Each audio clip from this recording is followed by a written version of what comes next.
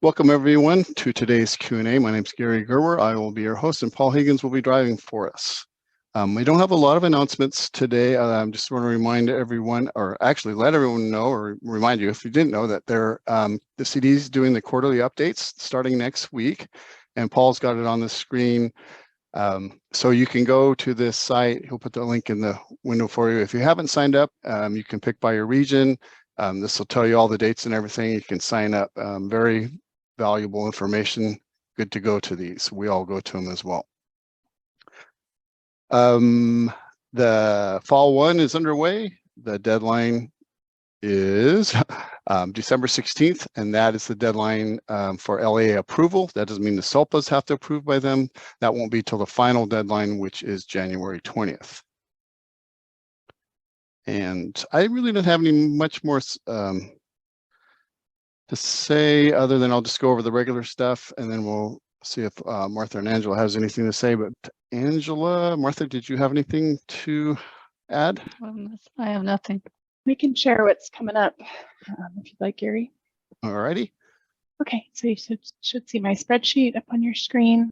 I have items that are coming on Tuesday. This list will grow. It's just these are the preliminary items that are about to be ready.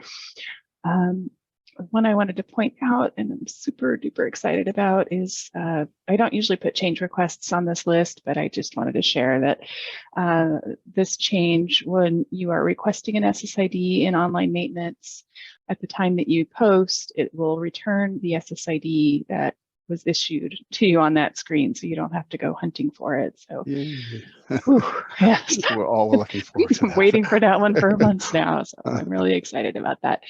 The other thing I wanted to mention is that the student profile, meaning program, student information, student enrollment type certification data discrepancies, the new CBDs are anticipated to launch on Tuesday. So don't be shocked if Wednesday morning you log in and you have additional certification errors or CDDs. Those are coming soon. And then we are up to date on our known issues list as of noon. So that has the items that went in yesterday. And one I wanted to point out that is not there just yet, and it was not on the list that I shared with you that's coming, this CERT0147, and it's really more about the free and reduced lunch records that didn't get closed out in 21-22. We're supposed to auto exit those when your enrollments are closed out for the year, and that didn't happen for everybody. So it wasn't on my list of upcoming changes on Tuesday, although the developer is in progress, and he did say this morning that he anticipates having that ready to go for testers this week. So very good chance it'll make it in on Tuesday. And that's all I wanted to share today, Gary. Okay, thanks, Angela. All right. So I'm going to open my chat box. I'm going to stop sharing so I don't mess you up here. Okay, thanks.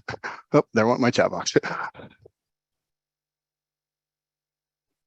Cool. Paul, could you share the schedule again? Because that way it breaks out my chat box. Otherwise, it just weird things. There we go. Okay, so we're going to start at the top, and we have our first question, one from Jamie. This question is in regard to the TK reporting for next year. Our school is aware that in order for our HSTs to have TK, they must have so many number of units in early childhood development courses, or have at least 175 days of experience in the last 4 years teaching a TK student. Their question is, does this still apply to independent study charter schools? We couldn't just use the LAO of 44865. Is Brandy on? Yeah, I'm on. Jamie, that's a question that's going to have to go to, and I don't know if Paula's on. Is Paula on? So what I will say is that for purposes of state assignment monitoring, the Commission on Teacher Credentialing is not looking at the early childhood units for those particular teachers. We're not providing those data because we don't collect anything on it to CTC. So if they're in alternative settings and they go over to CalSAS and use 44865, Very likely they would be okay in CalSAS. The units is a internal monitoring issue with our Educator Excellence Office, right, Paula? Yeah, so we did ask TTC for them to next year at least give us what they have, which is the early ed permit or something, child development permit. But ultimately, the monitoring will come from the local audit. And as you know, local audits, you know, do things by sampling and so forth. But right now, that's the monitoring mechanism, because it is a condition of apportionment, and it's through the audit that, you know, LEAs might get dinged from for funding. And right now, the audit guide folks are looking at modifications to the audit guide to include something along these lines. Great, thanks. So Marcy loves Alex's festive background. Very Halloween-y. Thank you. Catherine's Q1. I have a student on my CCE anomalies that has the same name and date of birth as a student in another district. We have confirmed that they are two different students, but seem to have had the same SSID throughout their education, as their middle name is different. The students are 10th grade and showing in CALPADS is overlapping since kindergarten. Is there assistance we can receive in separating these students, as there are 6 schools that are listed? We can definitely assist. I'd recommend putting in a ticket and putting the SSID numbers in the ticket, and we will work on it. Question 1 from Karen: preferred name versus legal name. Which scenario do we send up an alias for? Is it the legal name changes only? Is that a local practice? Yes. Also, Karen, remember that we now capture a preferred name field. We capture preferred first and last name, which actually is captured separately from alias. So alias is something like, Nicole wants to be known as Nikki, but preferred name of Robert. Yeah, Robert, Bobby, yeah, that kind of thing. Whereas preferred name is, what they would like to be called, and preferred first name is actually something, if it's populated in CalPADS, that is used and sent over to TOMS as the first name that appears for purposes of student assessments. So, and the preferred name, by the way, is it's a local determination, right? So if a student, for example, is going through a, gender transformation and wants to be known as, one name instead of their legal name, you could populate that in the preferred name field. And then for purposes of assessment, that student's preferred name on their assessment would be their preferred name. And it doesn't necessarily have to be legal. Question 1 from Jennifer: a new student record, initial LPAC, tested as English learner. We were just notified of a MID with a past year English learner. After we merge, do we leave the SELA records with multiple ELs? Will this impact anything down the road? You should probably get rid of the EL that doesn't belong to the SSID from the other LEA. Probably not good to have 2 separate ELs from 2 different. Yeah, LEAs. that's right. But they need to submit a STARS incident. So if you got a new SSID and it was a MID, you tested the student, and then when the records were merged, you see that they were also EL in the prior year. I mean, that first EL record is what matters. And so you need to submit a STARS incident. You can't delete the EL record. ETS actually has to send a delete request, but they will only do that after you submit a STARS incident. And this also assumes that this student was tested in this test administration year. From Russ, question 1: can I get clarification on Flash and on how early we can start to collect alternate income forms. Would it be as soon as USDA releases income eligibility guidelines for the next school year? I think that's a good baseline. Yes. Paula, I don't know if you have anything else to add. So you're getting your enrollment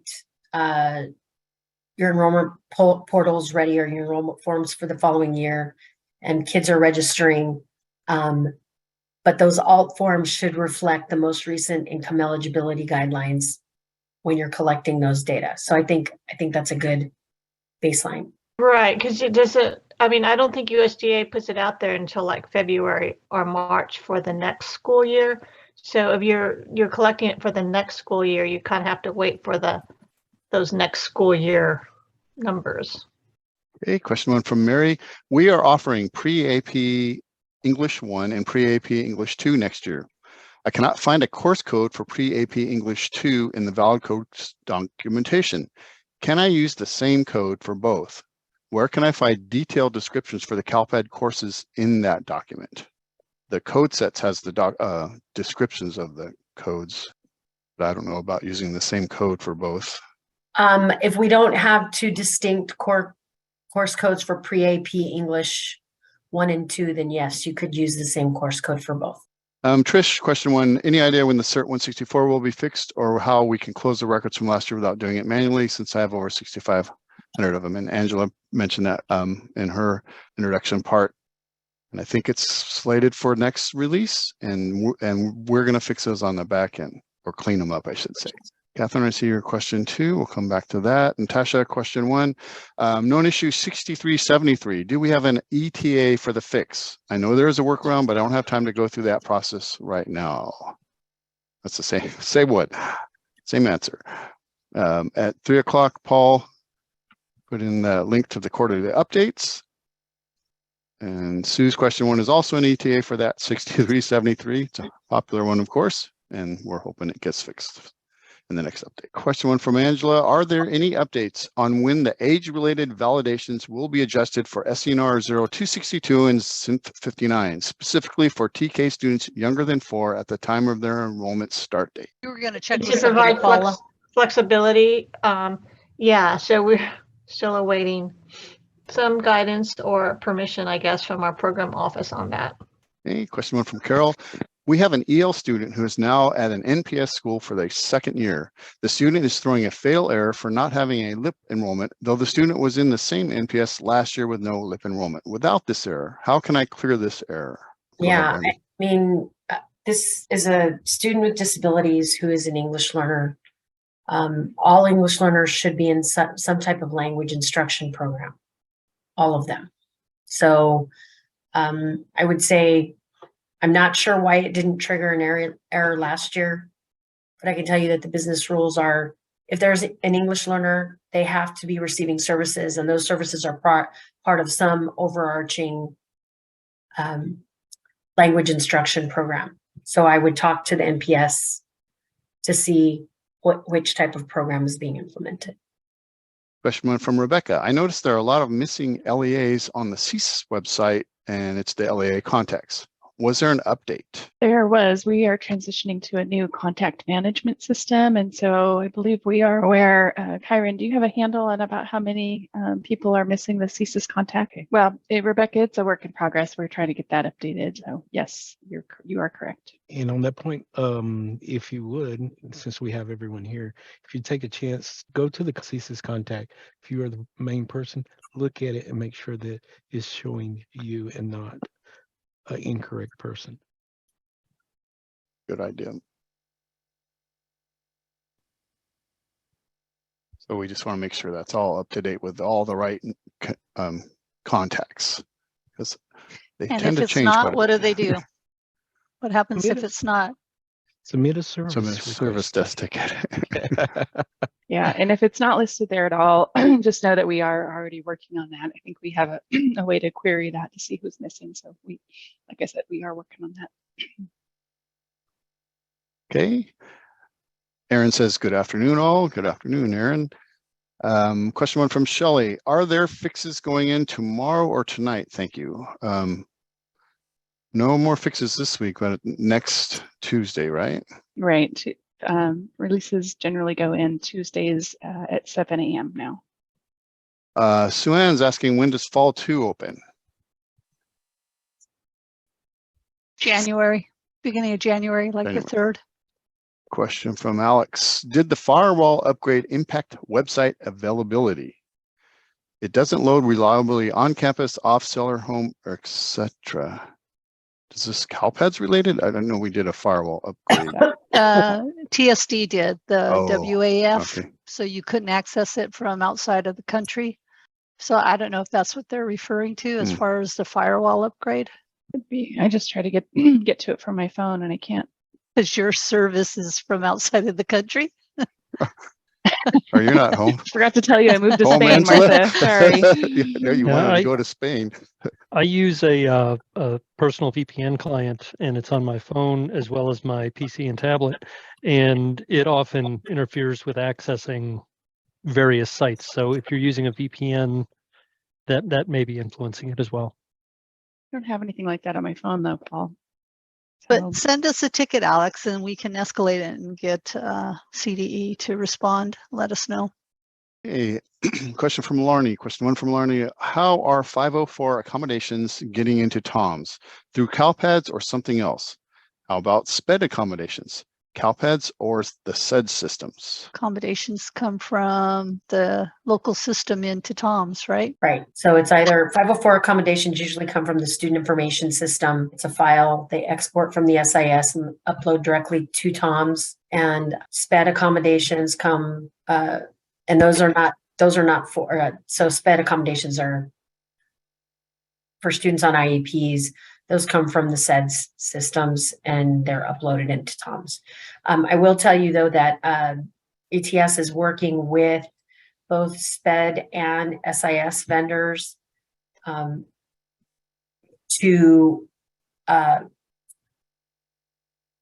change this process so that it's done through an API from both sets of those systems directly into TOMS. I can't tell you exactly when, but they are working on it. Question 1 from Ethan. What do you suggest is the best way to pull bulk historical parent ed data from CALPADS for prior school years? I don't think the full parent ed data is on any certification reports, only correlates like not a high school graduate or a SED. Should I be looking at a SINF ODS extract? The SINF ODS extracts, you can go back multiple years and that field is populated. It should pop out on there. A lot of fanfare. Question 1 from Ed. Are snapshot report issues system-wide or only for large LEAs? Nothing seems to render for me, just spins and spins. From Fresno. Usually the larger ones do have more of an issue, and we always give the workaround, you know, if possible, select fewer schools.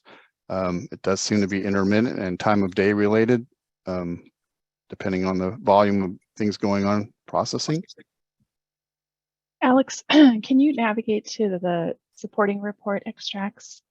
Ed, I think you know about these, but just for everybody else, if you're having trouble downloading a report for a student list, we've been adding these supporting report extracts that you just request it and come back later and download. It doesn't help you, Ed, if you are trying to do an aggregate report. For the most part, these are student lists.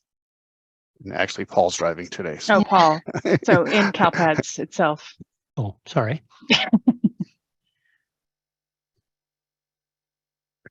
Extracts. Yeah, extracts. Okay. And then it's the first tab. Right there on the supporting left. So if you just open that, so fall one's at the top. And so there's several reports you can request an extract for. Thanks, Angela. Okay, Rebecca has a comment. My CERT0147 didn't clear until today. And Angela answered Natasha's Q1. Jeanette, Q1. What report can I share with my administrators and registrars to review potential dropouts? Potential dropouts? ERDs, type C. The anomaly ERD reports? Yeah. Cohort report, you can go forward in years. Oh, that's right. We can do that now too. So under reports, accountability monitoring reports, Paul is navigating there go. now.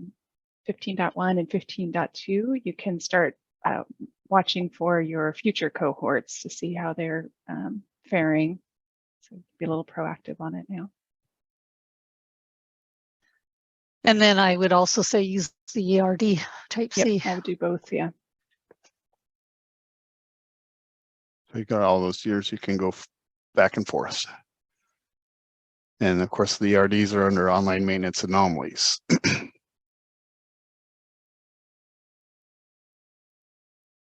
Right there. Question one from Maria. Regarding anomaly status, I have 147 MIDs, but only one is under ready and reporting LEA. Are 146 supposed to count towards my anomaly percentage? They are not. So Paul, if you go to the known issues, it's number 6388.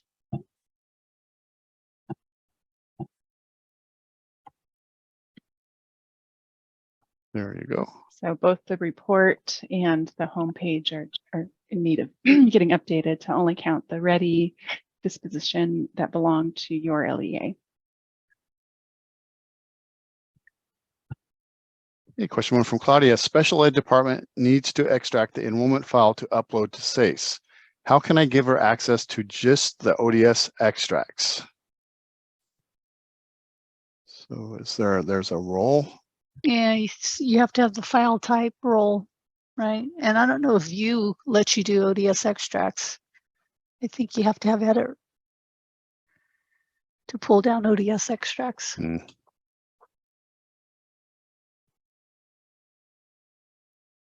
think one of the In the user guide. or the user guide will manual. tell you, Yeah. yeah. You can type in SENR ODS extract or something. ODS extracts.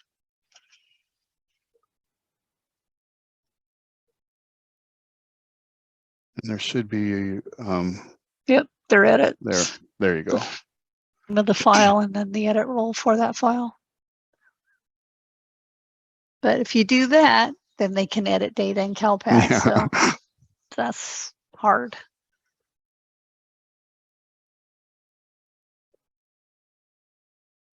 Okay, question one from Colleen. A student exited as an E140 in the spring of 2021 at the end of 10th grade. No other LEA has claimed the student. We found out that the student passed the GED in March of 2022. Does this student need to remain an E140 for us, or is there any other option? That was a year later. Yeah. Yeah, but it may impact a cohort somewhere. So it's worthwhile changing, I think, not knowing anything about the history of that kid. What, Right. well, what would how would they report it? If there's no subsequent, right, when they enter 9th grade, so this kid could be part of a cohort, even though, and let's say that they left when they were in the 11th grade with the E140, and when it finally comes around for their cohort, if you only have E140 in there, they'll count the student as a dropout rather than GED. Well, but I don't That's know. one scenario. So This is one this scenario. is a tough one.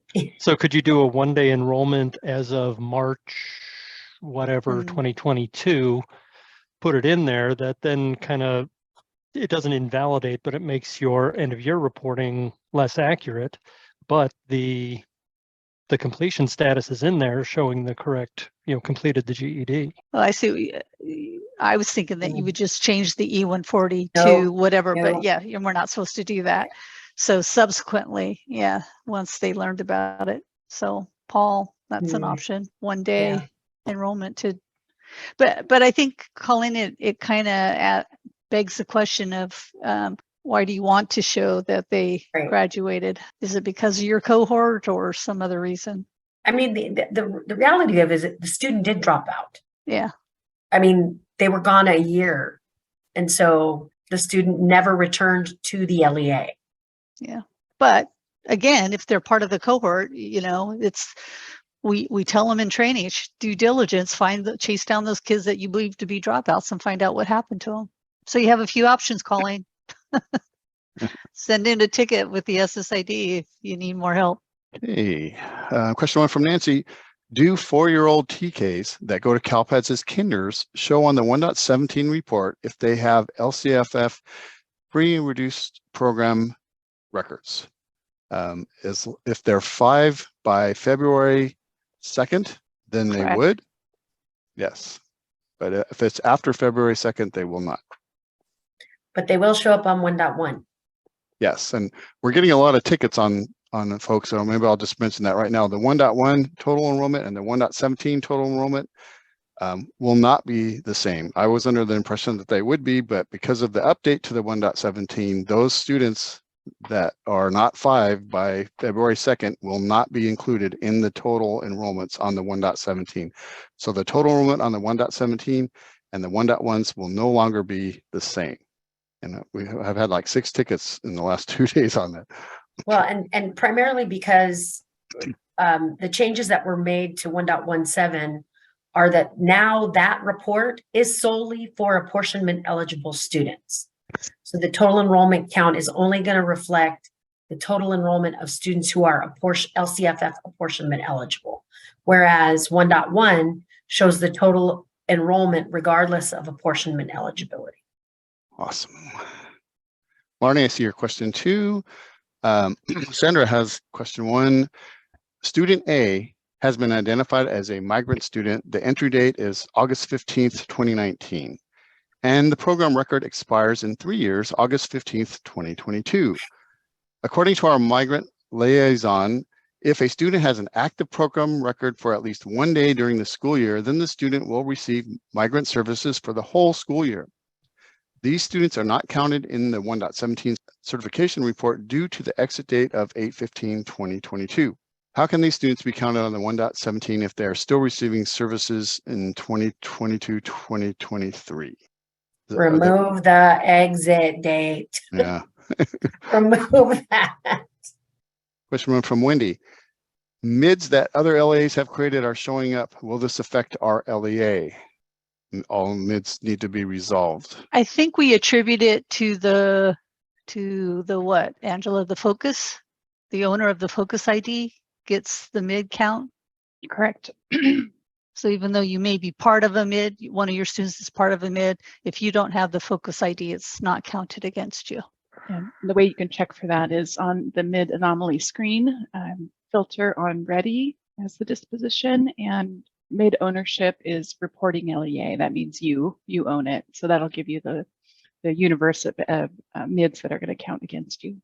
Okay, a question from Rebecca. Your suggestion is to upload SCNR files first, then the rest, the SELPA, the SINF, the sprg, etc. But when we do that, uploading the SCNR deletes first, like no-shows. Deletes, okay.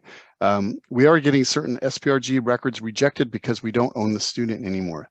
This means we now have to go back to the student, add the SCNR record, delete the SPRG record, and then delete the SCNR. Can we go back to, if we own the record, we can delete it regardless of when the student was with us? I think we're going back.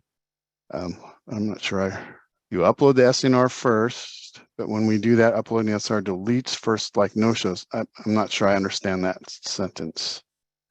Could that be the an Aries thing where they have Yeah. 3 files submitted?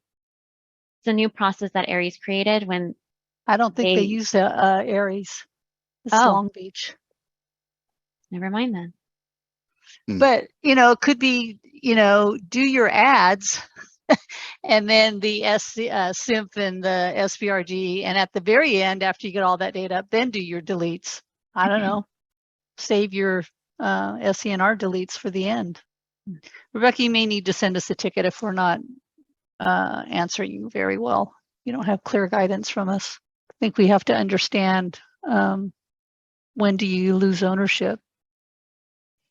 Examples. From DeGroot, question 1, for LCFF funding calculations, are the LEAs with provision 2 required to collect alternative income forms from all students every year, so on non-base years, or collect those only from new students? Our CBO is requiring collection from all students every year, even though we are a provision 2. If you haven't established an LCFF base year, then the answer is yes. So if you're rebasing every single year and you're reestablishing an LCFF base year every year, then your CBO is correct. you would collect alternate income information forms from all your students. But if you've established an LCFF base year, and again, the establishment of an LCFF base year is something that's tracked internally. So you need to talk to your CBO. You don't have to collect forms from students that remain enrolled until the next LCFF base year.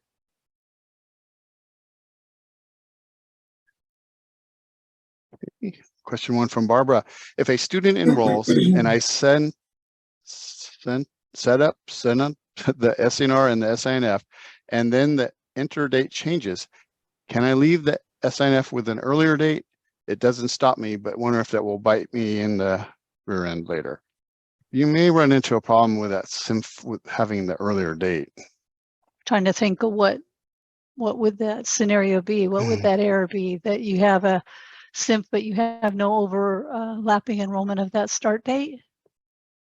Yes, it's something along those lines, and I can't think of the errors we get, but I mean, I know it's usually I've seen the it. SENR, right? The Right. SENR, and you have a SINF that starts after the SENR, but having a SINF that starts before, You lose ownership of it. So yes, it is problematic. If you want to delete or edit that SINF record and it does not overlap with your enrollment, you can no longer make changes to it. So not initially good. we won't generate an error, but it could cause you difficulties down the road. Is what It you're will saying, come back right? to bite you. Yeah, it depends if it's the stub record or not. If it's the stub, you're going to get a CERT04 and potentially a CERT0113, where the race is missing and potentially the U.S. enrollment school start date is missing. So if you were to change the dates by uploading a new SNR, changing the dates, and then deleting that original date, you would probably, to work on your SINF later, if it did come back to bite you, have to put in a temporary enrollment record again that overlap that date so that you could take care of that SINF record and then delete both records or whatever. Okay, here's a long one from Rebecca. Question 1 at Brandy. I'm so confused. You said regarding that mid with the 2 ALs that it's the first record that matters, and in a prior recent Q&A you sent, we were going with the most recent, and you didn't care because we're not going to go back and fix old data from 10,000 years ago. But you cannot make a statement like that about one thing and not now about another. Say the complete opposite. I don't know whose question it was, but it was before 3 p.m. since I logged on at exactly 3 p.m. This is important to know which way we're going with this, because we have staff at school sites reconciling the ELA data. Last year and prior years, we were told one thing, and this year something else. Okay, so Rebecca, what I was referring to in the prior Q&A are the really old historical EL records, right? So remember, we collected all this data in the SINF first, and then we converted it over into the student English language acquisition records. That was 2015. Yeah. And so what consequently happened, and sometimes there's really old EL records, and I'm talking really old. And you'll see 2 of them. So is it important to go back and clean up those records? No, it's not. However, this year in particular, we've seen a significant increase in the number of MIDs that are being created. And if you had a student who has been EL for the last 5-6 years, and there's a record in there for them already, and then because you've created a MID, you go in and test them again, because you didn't know that they were a brand new student, because you created a new SSID for them, you test them and get a brand new EL record. Do you need to clean that up? And the answer is yes, you do, right? Because they have already been EL. I was talking about the really, really old historical EL records that were converted from the SINF data. And a lot of them came from certs too. I mean, a lot of those records were converted. So we had a lot of disparate data. You don't need to spend a lot of time cleaning those up. I'm just talking about the recent ones. If you're creating MIDs in the current administration year, or even last year, we need to get those cleaned up because the students actually were EL potentially a lot longer. Okay. I hope that helps clarify it. Okay, question one from Argelia, or I'm sorry, I pronounced the name right there. What are the consequences of deleting an EO status on a student record from 2008? Unfortunately, we do not have access to the 2008 records anymore and do not have the language surveys from that year. I received a request from the student's current LEA or high school. They have identified the student as an English learner. First, the first LEA identified as an English learner in 2009. Our LEA identified as an EO in 2008. However, we do not show a no-show enrollment in our LEA for that year. Can anything be done? Do we need to see the SSID? Need a ticket on this? Yeah, yes. Because if what the new LEA is saying is we can't get the record in there because you've got an EO, yeah, just submit a ticket with an SSID and then we'll go from there. A question from Vittori. Is there any update on the fix for those missing enrollment records? Do we have we may need a little more detail, Vittori. If you have an actual bug number, problem ticket number, that would help. Question from Stephanie. Question one, can anyone provide an ETA on the Flash 167 update pertaining to the age of students on ISP? Alex has the answer. Yeah, if you go now to Flash 167, you'll see an update on the Flash. Was that just this week, Alex? Yes, I think. I just heard about it earlier this week. So we are trying to work with SPED office to see if there's another way we can communicate to everybody to make everybody aware there was an update to that Flash. 167. Regarding the new guidance on grade KN and ISP. There it is, revised October 21st. So hopefully that will help. Rebecca, as a comment, she's on T-Mobile and just logged in from her cell phone and it is working. So that's good. Thanks for checking. Ethan, I see your Q2. Angela, Q1 follow-up.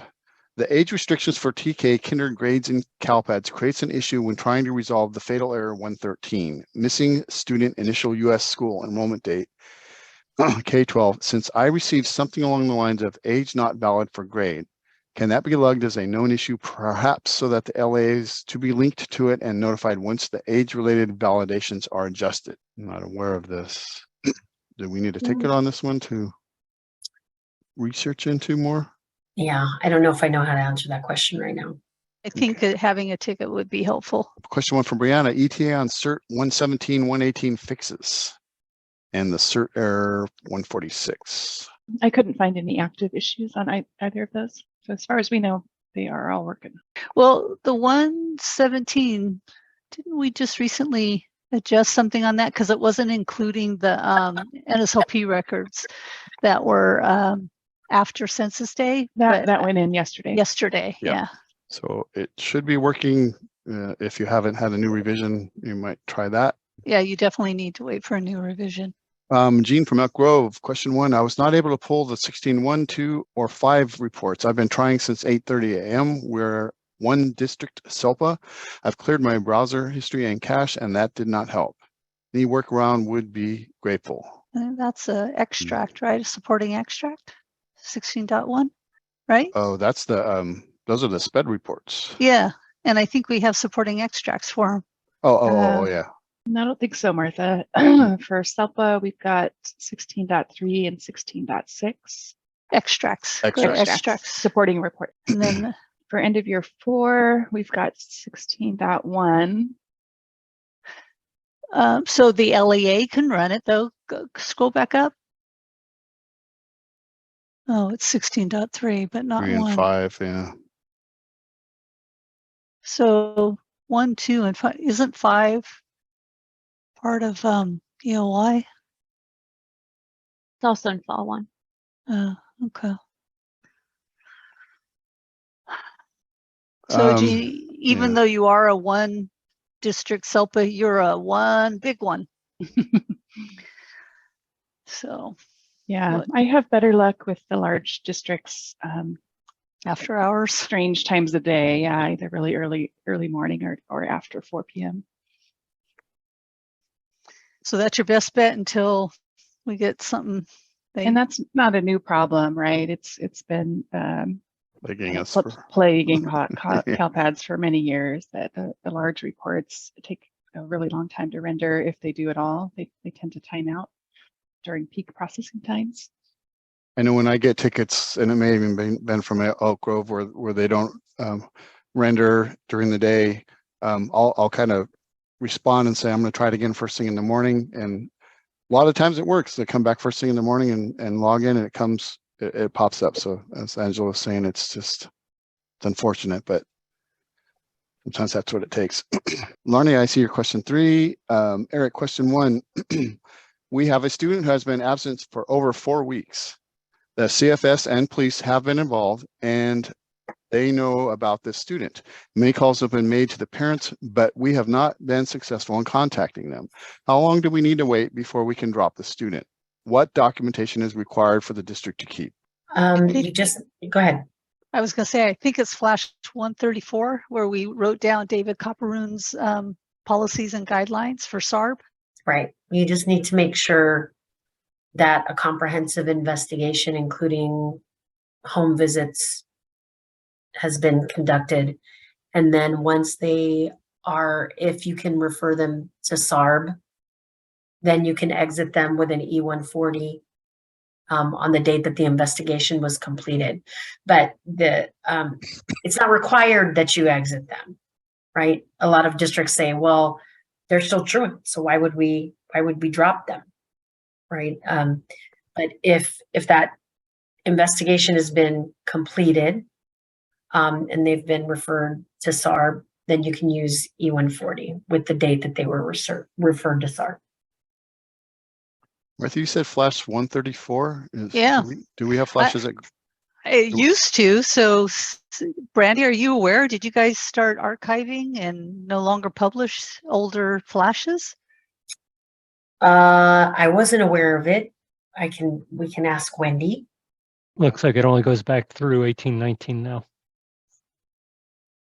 Great. So who asked that question? Because I can send them my version. I that have was a Eric card. at SMUSD. Okay. Yeah, I think San Marino.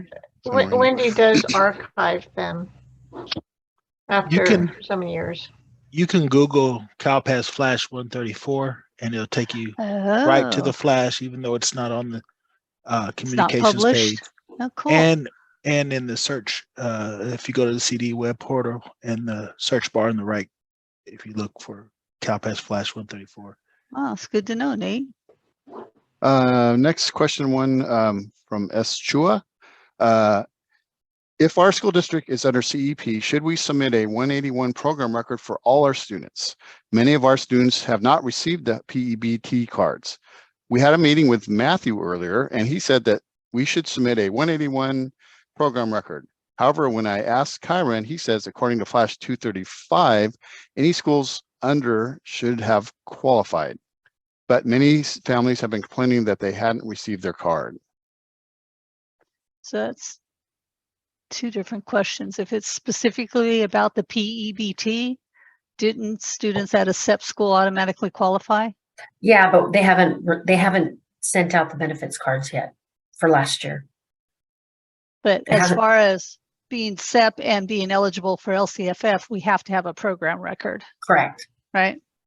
Yeah, it's 2 different things. You need a program record, or you need to be eligible via direct cert, migrant foster, that whole bit. And then again, for 21-22, you also need to have been in independent study or had an excused absence of 5 days or more in a given month. Right. For the PEBT. Right. If we're talking 21-22. They haven't even sent out those cards yet, though. No, probably not till November, December timeframe. Okay. Question 1 from Lily. Sorry if this was discussed, but is there an ETA for when the known issues 6383 and 6370 will be corrected? This is for the 8.1b and 8.1c report. Oh, I think they're working on that one right now. Yeah, 6383 is targeted for Tuesday. still active, meaning it hasn't been handed off to a tester yet. And 6370 is about ODS reports. Oh, not loading. And then it's a two-parter. See, what other reports can you recommend for verifying dropouts? And so if you were on the call earlier, Lily, we were saying your ERD anomaly report, the type C exit reason discrepancy anomalies are potential dropouts. And then your cohort report also has your dropouts. Question one from Vicky. Issue 6059 has a enter date of 4/29/2022. 6059, that is an older one. What is the process to resolve the older items? It just bugs me that I zero out my anomalies due to the mid-year 150 change in an enrollment. The one I have is a grade change. It's an old one. I don't know where it's at on the So is the list. question of just how come it's still out there? It just Yeah, gets it's just really old. gets bumped, Vicky. The mids and just generating SSIDs took priority, and then end of year certification errors and reports came in, and now it's fall one, and so those informational type anomalies are kind of down at the bottom of the list, and so they just keep getting bumped. Similar to the migrant question, homeless receives services until the end of the school year if they got identified as homeless, but then acquired residency. Is it okay to remove the exit date to report them as homeless, although they were not officially homeless on census day? I thought that one, Brandy, is when they're valid for the whole year, academic year. It's like the free lunch program.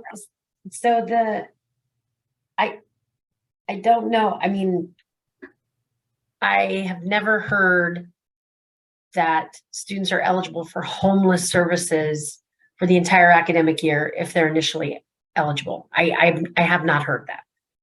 And I can confirm with Leanne Wheeler, and I'm sure you're probably a homeless, you've worked with your homeless liaison, and that's what they've told you. I just want to confirm. What I do know is that, if you're homeless and you are categorically eligible for free meals, you're eligible for the meals for the duration of the year, even if you're no longer homeless. So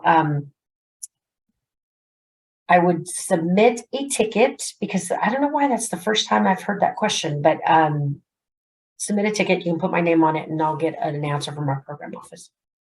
Ed is clarifying in a typo before. The SINF edit rules have changed and you can only delete the SINF records that you owned based on enrollment. So deleting the SCNR before removing the SNF will block you from fixing SINF records afterwards. Prior to the redesign, there was much more flexibility to do these types of fixes. At 3:44, Paul posted the revised Flash 167. Question one from Jerry. Hi, Gary. Hi, Jerry. We have noticed that students that left on 6/30/2022 with an E155 are getting pulled into the 5.7 foster youth report for 2022-23. We can easily update their exit code. However, is this working accurately, or does this sound like a possible issue in the system? Should they pull in the student after that have an E155 on June 30th and no subsequent enrollment after that? Paula, do you know if it's working as designed? So are the foster youth reports supposed to include students that were expected to return? But it shouldn't show up if they're not enrolled in the district. It shouldn't show up. It should show up in whatever district they're now enrolled in. You're talking Usually about the foster reports? we often treat the E155 as still enrolled, though. It's in the mapping guide. Oh, as even which report are we talking about? I'm sorry. Homeless Foster 5.7. The ODS report? Yeah, there's only ODS for foster. I think we had to, not a few years back, had to change it so that the E155 would continue to allow us to kid. I know for sure we do that with direct cert, and we also do it with the monitoring reports for special ed students. Yep, there it is right there.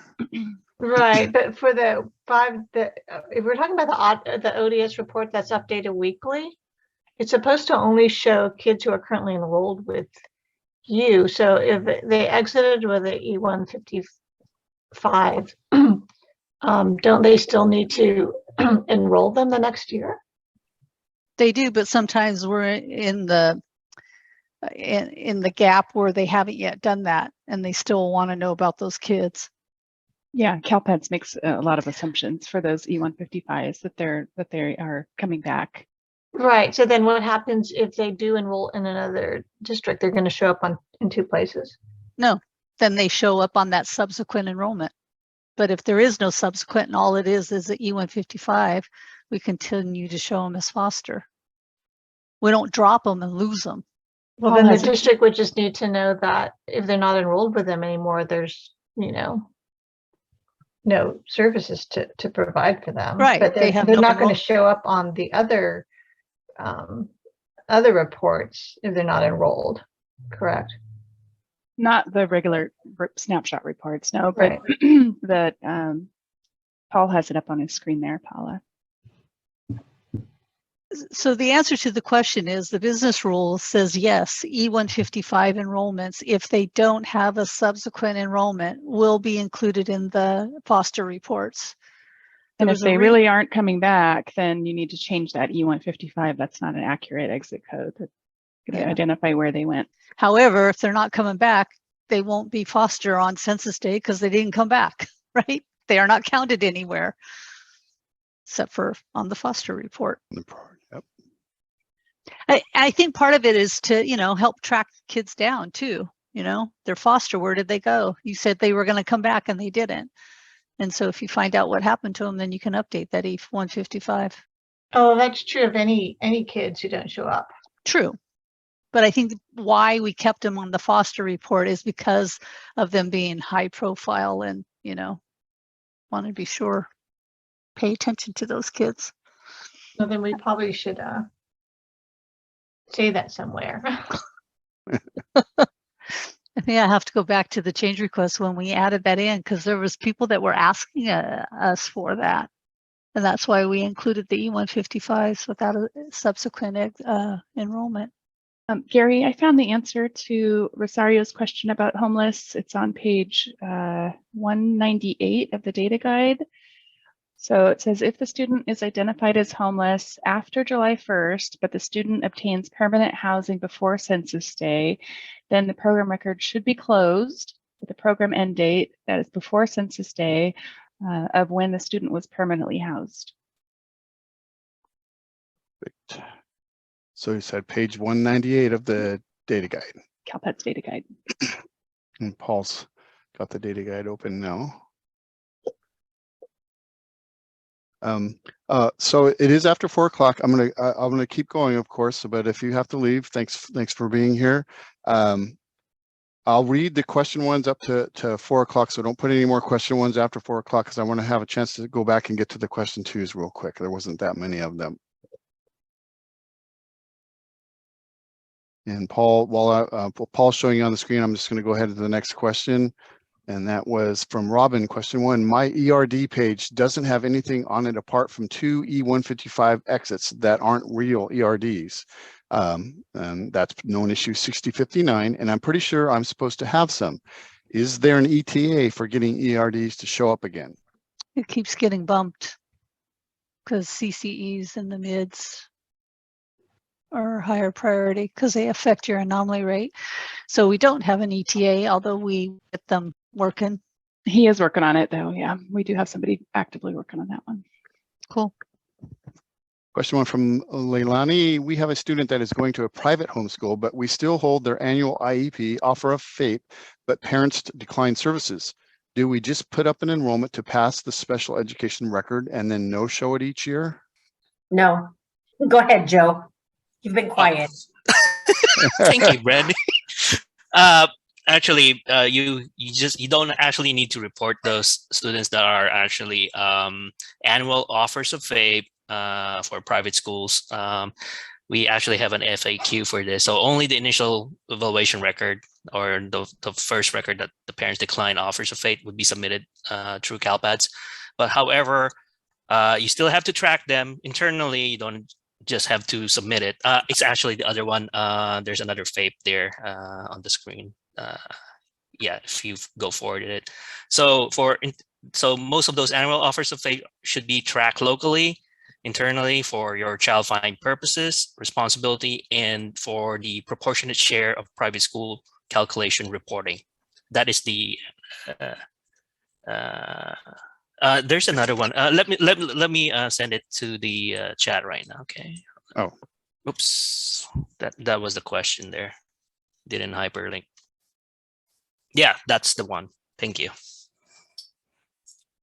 So yeah, that's the one.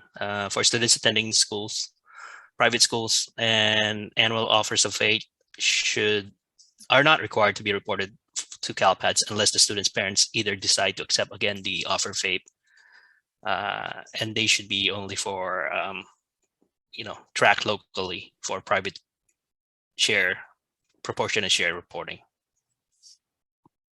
Thanks, Joe. Question 1 from Jody, CERT0147. The students that are showing were all born in the US. Did I miss that we have to populate that with their kindergarten record year? I did not see it on the known issues list. Did I miss the answer to this earlier? Is that the one we said to submit a ticket in for? Can't remember. So and this is the initial US school enrollment date? Yeah. Okay, so the initial US school enrollment date has nothing to do with born outside of the country. It's students who are English learners. So if they're an English learner, you have to populate that date. Question 1 from Rocio. If we have dual immersion classes, do all students need a 301 LIP program or only EOs? If you're a dual immersion school, then all your kids would be in a language instruction program of dual immersion, so including English learners. So do you give the LIP record to all of the kids? Yeah, a 301. And I think that's what he was asking that question, even the English onlys, but because it's a dual immersion, it's a school. Right. I mean, kind of remember that the whole, that because of that initiative and stuff, the whole idea here is that all kids, including English only kids, the idea is everyone, they want everyone to become dual language. So they want to see, even English only kids, if they're participating in a program that helps them get there. We don't have any validation though on that. No, because we don't. Well, no, because we don't know what EO kids are participating in one of those programs, right? Not so the all of them are expectation required is to that be. they should be given a LIP record because the If they are, expectation in that they fact, would be participating. if they're participating, I mean, the schools should want to submit that to show that, they're educating English only kids to be bilingual in another language. Sounds good. Okay. Couple of folks said they couldn't get to that Flash 134, but then Yvette posted the Flash there. So thanks, Yvette. Rebecca says districts also had to submit the stats data to the ISEC tool in order for families to receive the PEBT. Am I still on? Yeah. Yeah. Okay, so what we're doing is if you did not submit data to ISAC, but you did certify your end of year 3 submission, we do have at least the independent study information for those students. So for those schools, the students will get benefits for their independent study days, but any student who had an excused absence due to COVID, they wouldn't get any benefits, but they could call the helpline and basically make their case that they were absent due to COVID. And what the help desk will have is information about the number of days a student was absent in any given month. So if they say, hey, we were absent in January due to COVID, they'll actually see whether or not there were excused absences in January for that. So that's how it works for those schools that fail to submit ISAC data. Okay. Eric has a Q1 continuation. Should we not drop them unless the investigation has been completed after the SARB referral, correct? Or so we should not drop them? Right. I mean, you shouldn't drop them until that's completed and they've been referred to SARB. Right. I'm going to go back and go through the Q2s. I think we didn't have too many of those. Q2 at 3 o'clock from Catherine. In my fall 1 warnings, I have a 7 cert 143s. It looks like they were or are preschool SPED students that never had a Fowler SCNR, but have Fowler SCNR as the reporting LEA. Once I have been able to verify the information, how do I enter the SCNR from my district? This is very similar to what I asked last week as well. As the reporting LEA, should I be entering a 10 for this enrollment status, or do I need to go back and create enrollment records for previous years as well? Okay, so let me jump in here because I've handled several different scenarios for the CERT 143 recently. If it's a brand new student and they were evaluated for SPED last year, but you didn't create the 21-22 SENR record to show that evaluation and create the record then, but waited till this year, both are valid reporting options. You were given options and both are valid, but you waited until this year to create the SENR record and then upload your SPED data. That SPED record is going to be using a SPED date outside of your enrollment window, which began this year, not last year. So all that warning is telling you is you have SPED data posted to CALPADS that does not correspond or align with your SENR data. So if you can explain it away by saying, oh, they're a brand new preschool student who was evaluated last year at that meeting and then was a first-time enrollment this year, and that's why the dates don't match up, that's valid. You can just accept that CERT 143, move on. And then there are a couple other valid scenarios, like if it's a student with disabilities transferring into your LEA and you had to adopt the prior LEA's SPED data, that SPED record is going to be outside of your enrollment window. So the CERT 143 will trigger. So those are both valid scenarios where the 143 will trigger. Now, if you just have an orphaned SPED record sitting out there and there's absolutely no SENR data in CALPADS, you're probably going to want to look at more closely at that one because you can't explain it away. You probably uploaded an SENR, uploaded SPED data, realized the enrollment was in there wrong, pulled the enrollment out, but failed to pull out the SPED data. Thanks, Paul. Next Q2 is at 3:06. From Larney, we are a high school district and every year we are enrolling freshmen from our feeder middle schools to our student information system. For SPED incoming freshmen, do we send up baseline records for all of them at the beginning of the year or when their annual meetings occur? And maybe when there's an amendment to their services. Where's this one at? 3:06 from Larney.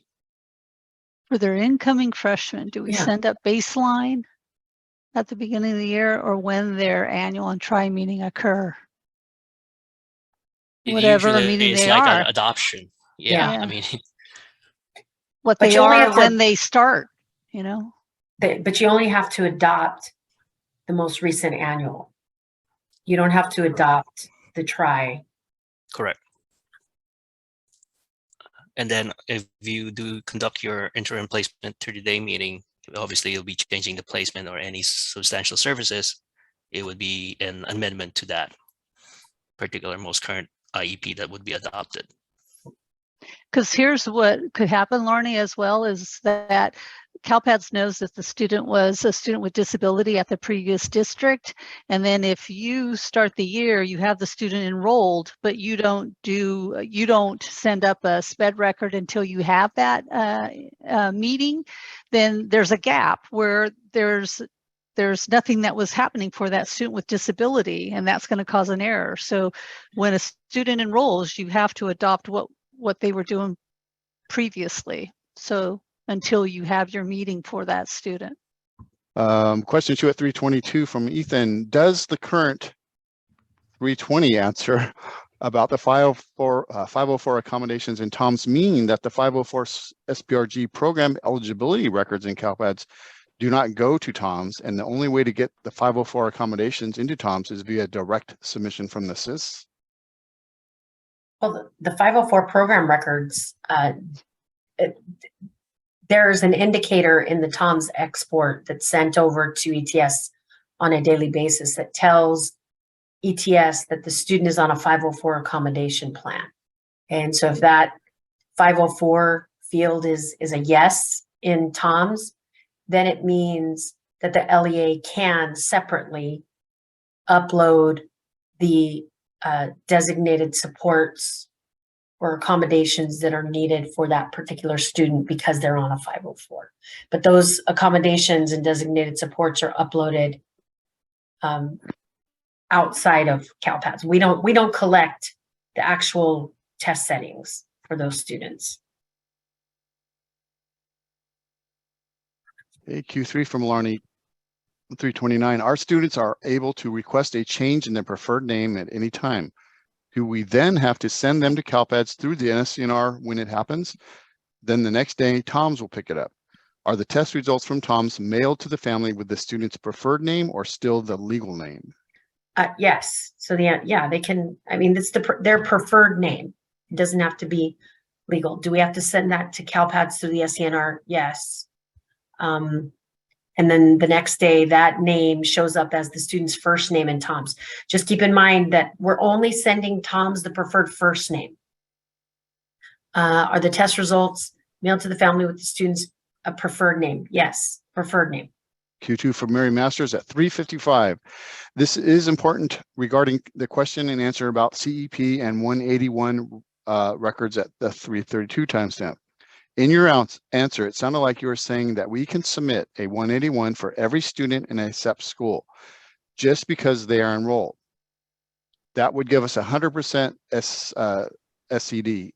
I thought we had to use the alternative income form to determine if they qualify, and then we can submit the 181, 182 only if they do. I realize that all kids eat free and all kids in SEP qualify for PEBT, but not for a 181 record to CalPADS. Please clarify.